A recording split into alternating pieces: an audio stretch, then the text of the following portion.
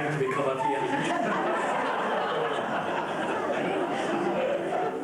George asked me when I first was to be best man, was to get one thing to get it right, and that was the basics. Could you please direct the people to where the toilets are, he says. For the gents, the toilets are at this door. If you go out this door and just follow around to your right, and for the ladies, if you go out that door and just follow around to your left, and you'll find the toilets. Thank you. There's more. Our first speech today comes from Linda's dad, Mr. Peter Sills, and he's going to bring us a few words and to toast the bride and groom.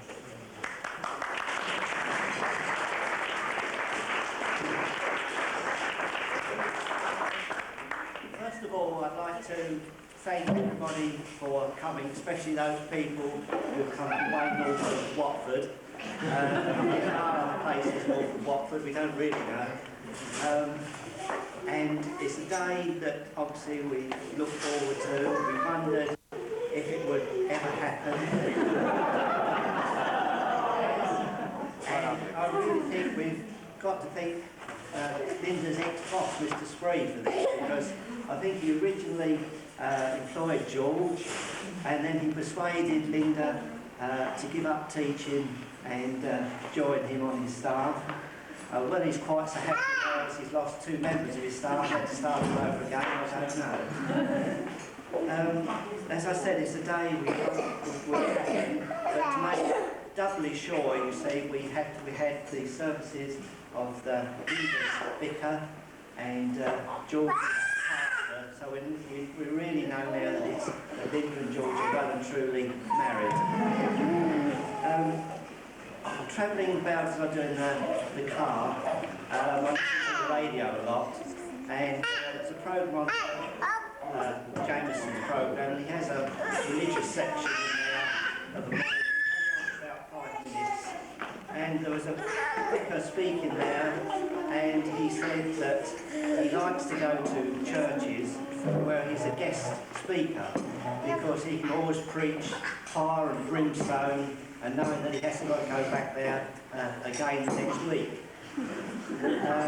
He also said that he knows of one vicar that went to a service, and the congregation for the first hymn, they weren't singing at all. And he said that, he said, if you don't do better than this, he said, I'm going. But I'm sure you should agree, we never had that problem today at our service, and I'd like to thank both the vicar and the pastor for an excellent service. I'm sure everybody really enjoyed it.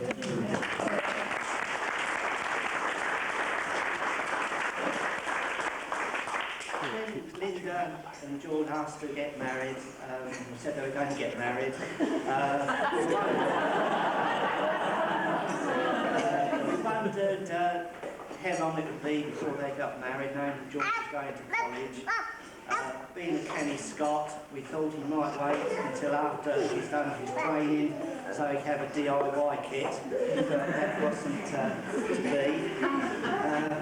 We know, we talk about the canny Scots, we've got 1 or 2 canny Englishmen as well. I know somebody who shall remain nameless who arranged his wedding day so that on the night that they put the clocks back, so that he could get an extra hour in the hotel without having to pay for it.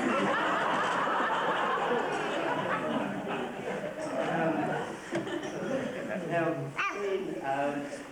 from Scotland, George, I'm supposed to tell some sort of little joke or something like that, it's really a commercial for some little place called Lairg up in Scotland.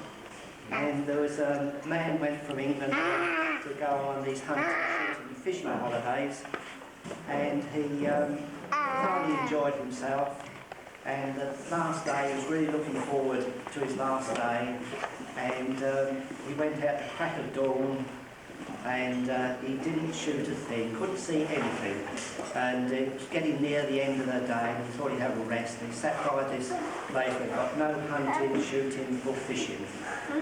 And be it as it may, he just sat down, and suddenly this flock of birds flew over, and he thought, oh dear, I can't resist it, bang, bang. And the bird flew in the lock, and the feathers all ended up beside him. And then, obviously, the old gamekeeper came along and he said, hello, hello, hello, being he's a cockney.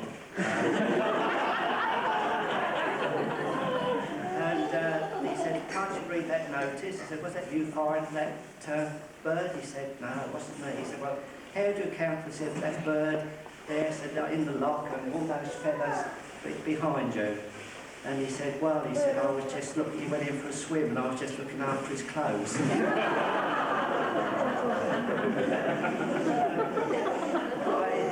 I couldn't really remember, it's 8 years since I've had the pleasure of doing this, and I can't really remember what I said before, except I do know that one thing I did say, and it's still applicable now, and that is that if we've been married 37 years, although just recently I sent my wife a card on our 38th wedding anniversary, and she rightly told me it was only 37 years. I said, it seems like 38. But both, I've been very happy, and if George and Linda, as happy as we've been in those 10 years, do so badly. So I'd like to give all the upstanding and right place and toast.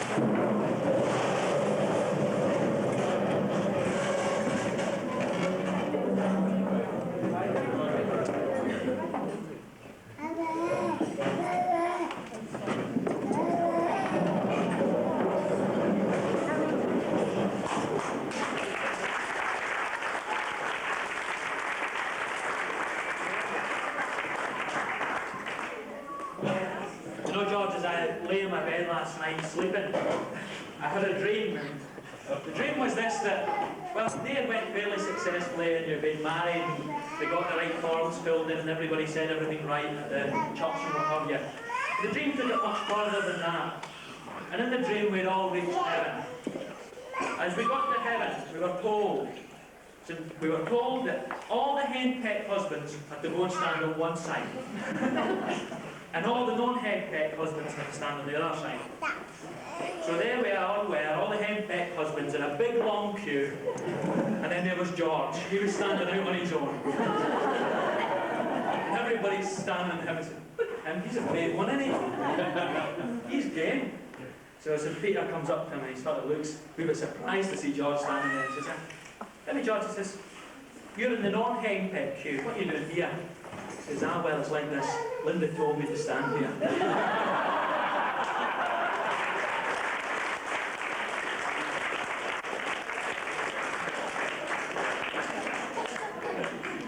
George now has his opportunity to reply, and in his reply he's going to toast the bridesmaids. Not physically.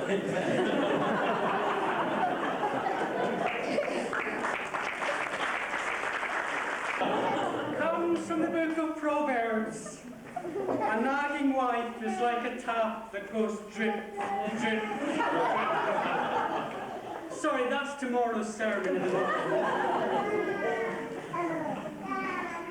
Ladies and gentlemen, vicars, ministers, and other gate crashers, on behalf of my wife and myself,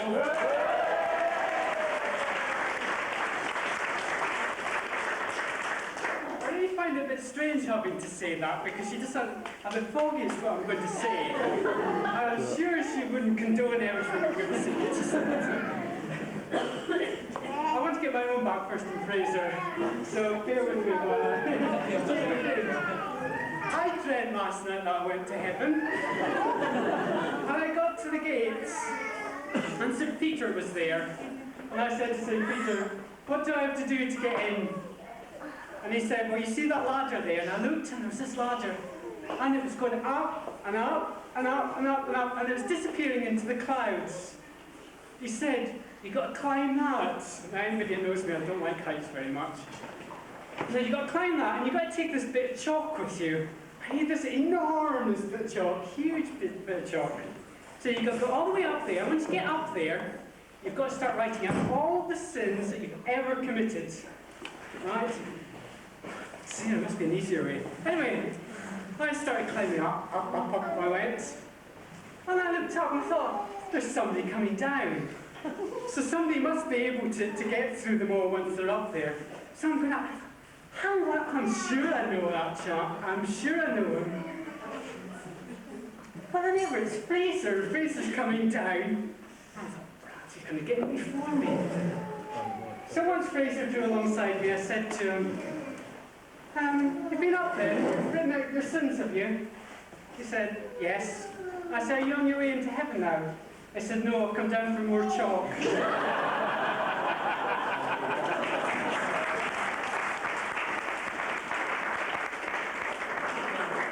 I think that makes it evens.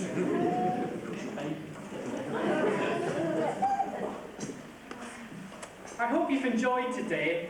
I think Linda and I set out where we didn't know what was going to happen. It's all been a bit frantic, and it's a bit shocking that the 24th has actually arrived. And I do hope you enjoyed yourselves, because I think we've enjoyed it, haven't we? So actually it's not quite as nerve-wracking as I thought it would be. So I hope you've all enjoyed it as well. I've also got to thank Linda's mum and dad, because actually they've put a tremendous amount of effort putting on today, and we really do appreciate it. I'm sure you've enjoyed a very good meal, and thanks to the caterers, because I enjoyed it. I think it was the sandwiches that I had to eat in the car going to Sittingbourne just before the wedding that made me appreciate it so much. So thank you, Mum and Dad. I can call you Mum and Dad now. Thank you very much for today, and I hope you enjoyed it as well. Thank you too to my Mum and Dad, and Linda's Mum and Dad for bringing us up. I don't think we were dragged up too much. I think we were actually brought up. And thank you very much.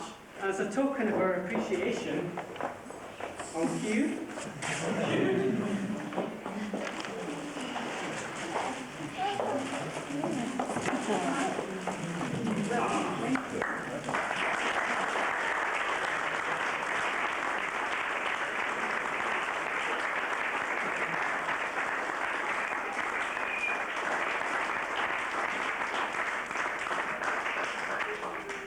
I don't think the dads would be very keen on flowers, so there's something else for them.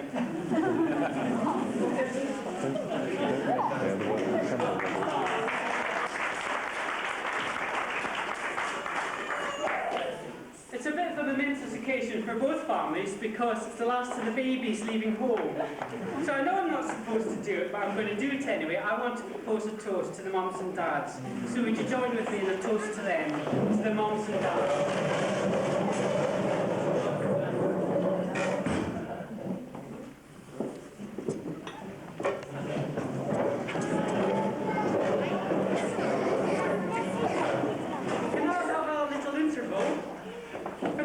Scores. Now, I don't like worrying anybody that supports Gillingham, but I've got some bad news for you. So just make sure you're sitting and make sure you've got a glass to your hands. Bad news is Gillingham lost 1-0. And that is on good authority. I don't know how United did. You just need to wait and find out. Can I add my thanks to Linda's dad's thanks to the ministers for the way they conducted the service. I think Linda and I were really quite delighted with the way things went. The fact that there was a joining